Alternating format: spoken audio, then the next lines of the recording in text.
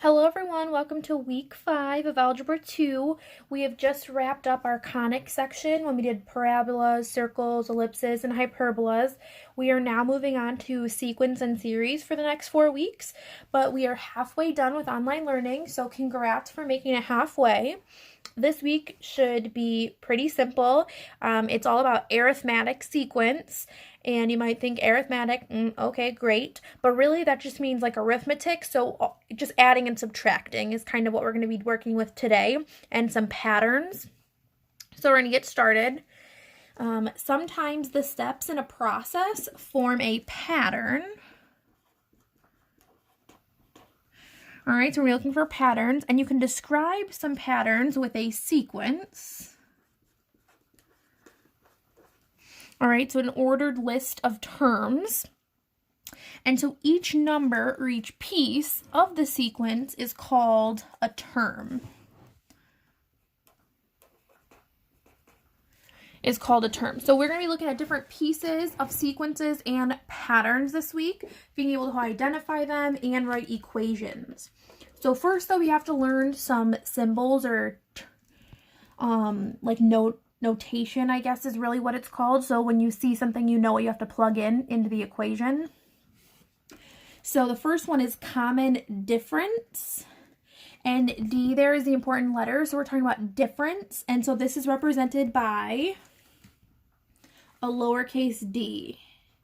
So common difference, lowercase d for difference. So the nth term in a sequence. So whenever you see the word term, you need to think the letter A.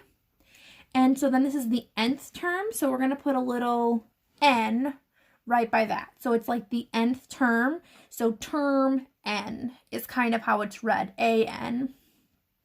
So the number of the term is n.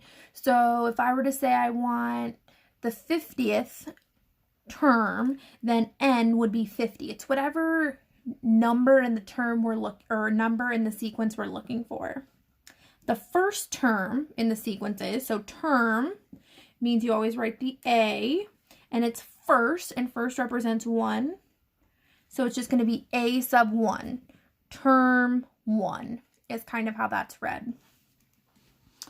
So for the first example, what we're going to do is determine whether or not the given sequence is an arithmetic sequence, and if so, we have to find the common difference. And so to do this, you have to figure out if it goes up, adding by the same thing every time, or goes down, subtracting by the same thing every time. So if we look at number 1, to go from 2 to 6, you add 4.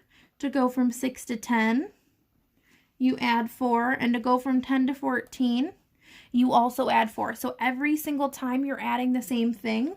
So it's a yes. And then it said to find the common difference. And the common difference is represented by letter D for difference. And each time we added 4, so our common difference is 4. And that's the answer for number 1. If we look at number 2, we have to see if it's going up or down. To go from 1/3 to 1/9, you're obviously getting smaller. Now, if you look at this pattern, this is going down by 1/3 every time. But do you see how it's not subtracting or adding 1/3? It is timesing 1/3 every time. To go from 1/3 to 1/9, 1/9 to 1/27th, you're not adding or subtracting, you're multiplying, and that is a big no-go. So this is not an arithmetic sequence. You just write no and move on with your life. We're going to look at the last one for number 3. To go from 10 to 8, you subtract 2. 8 to 6, subtract 2, and 6 to 4, you subtract 2. So every single time we're doing the same thing, and it's either adding or subtracting. So this is a yes. And so then our common difference, letter D for difference, is equal to -2, because we went down by 2 every time.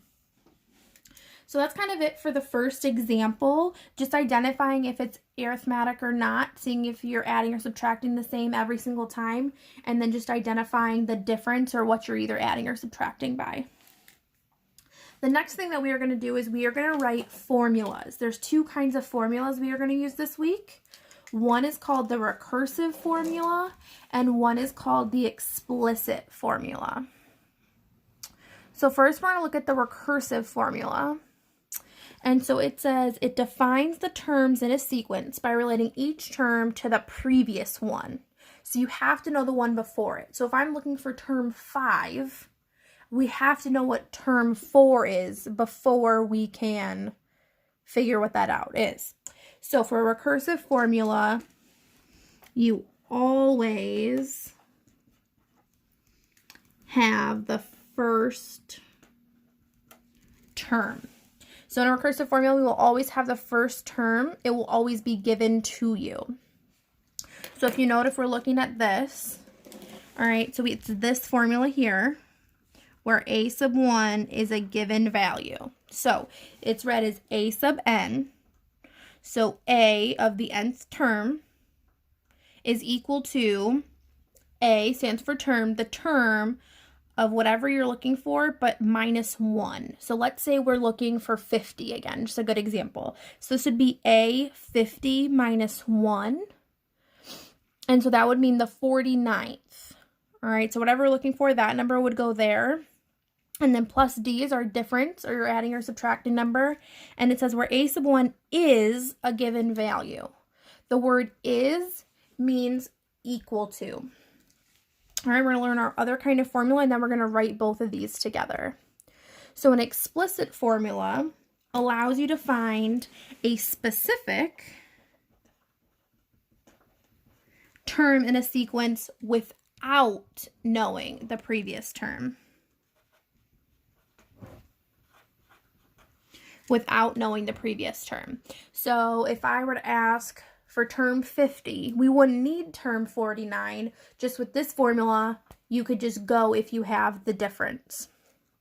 Now, this is the formula right here. So the term that we're looking for, so like let's say term 50 is equal to A1, the first term, 1 means first, A means term, the first term, plus n, that's the number term we're looking for. So like in my example, I said 50. So then it'd be 50 minus 1 times letter D, which is our difference. So for this next example, though, we're just going to write the formulas. We're not going to use them to solve yet. We're just going to write them out. All right, but let's look at number 4 first.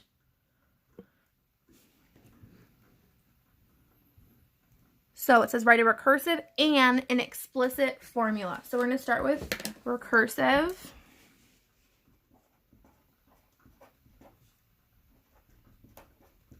All right, so we're going to start with the recursive formula. And so if you look above, it's a sub n, so term n equals a n minus 1 plus d. So we're going to write a sub n equals a n minus 1 plus d, and you cannot forget where a sub 1 is a given value. Where a sub 1 equals, and then we have to figure that out. So looking at this here, we have to plug in a couple numbers. So the key things that we have to plug in are d, what our difference is. So we have to look back up at our sequence or our pattern and figure out what's happening every time. So to go from 2 to 5, you add 3. To go to 5 to 8, you add 3. And to go from 8 to 11, you also add 3. So our difference in this case is 3. And the other thing we need to label is A1, or term 1. So our first term is basically our first piece.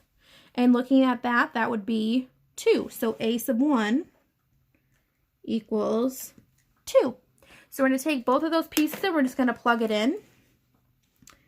So a sub n equals a sub n minus 1 plus our d we found to be 3.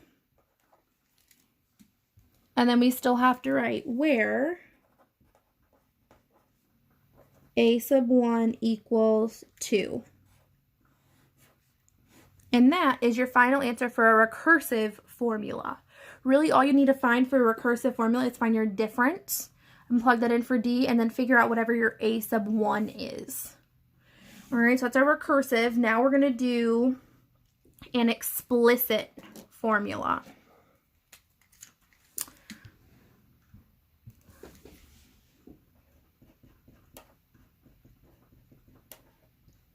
All right, so we have our explicit formula right above. All right, term n is equal to a sub 1 plus n minus 1 times d. All right, so I'm not going to rewrite it because it's just right here. Just kind of draw an arrow so you know that's the formula we're using.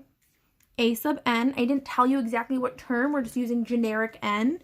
So we're going to leave a sub n equals a sub 1, we already labeled, which was 2,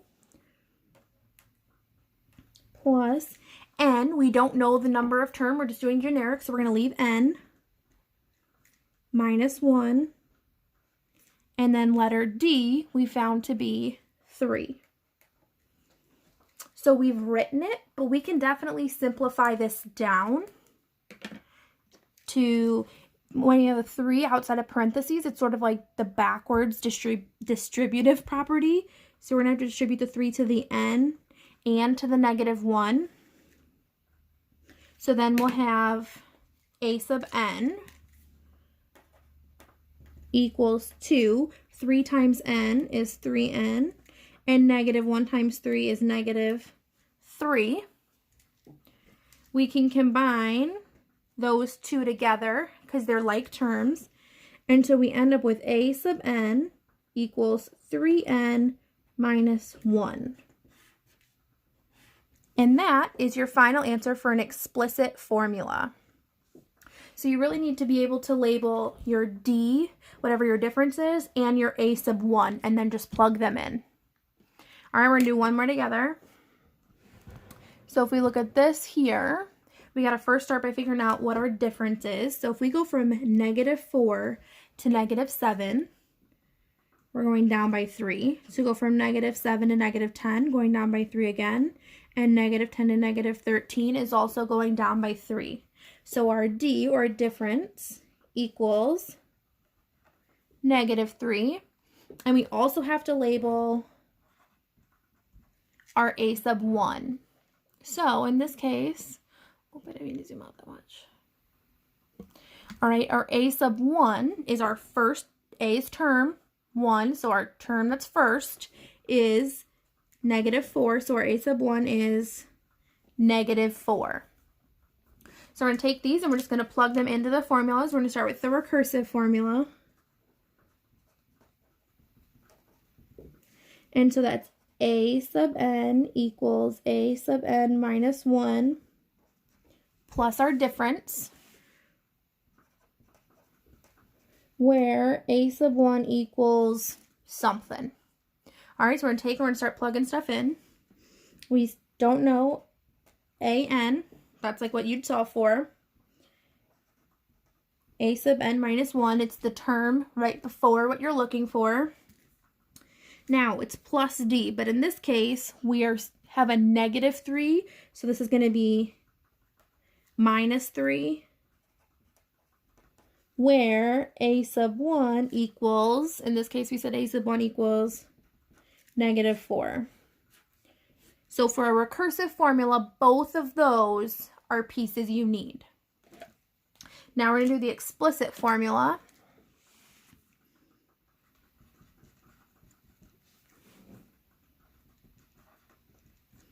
All right, and so that's the formula from above, but I will rewrite it. And so the formula is a sub n equals a sub 1 plus n minus 1 times d. So this is the formula we're going to use. We're going to take stuff and just plug it on in. A sub n, we don't know. A1, we found to be negative 4. Plus n, we don't know. Minus 1, and our difference is negative 3. So we're going to take and we're going to simplify this. We're going to distribute the negative 3 to both pieces. And so we have a sub n equals negative 4 plus, we have n times negative 3, so negative 3n. And negative 1 times negative 3 is going to be plus 3. We have to combine our like terms, the negative 4 and the 3. So then our final answer would be a sub n equals negative 3n minus 1. And that right there is your final answer. So we've done our recursive formula and our explicit. You have to find your D and your A1, and then you just go and plug them in to the formulas, and on the explicit you have to simplify. If you have any questions, please let me know, but that's it for day 1. I hope you have a great day.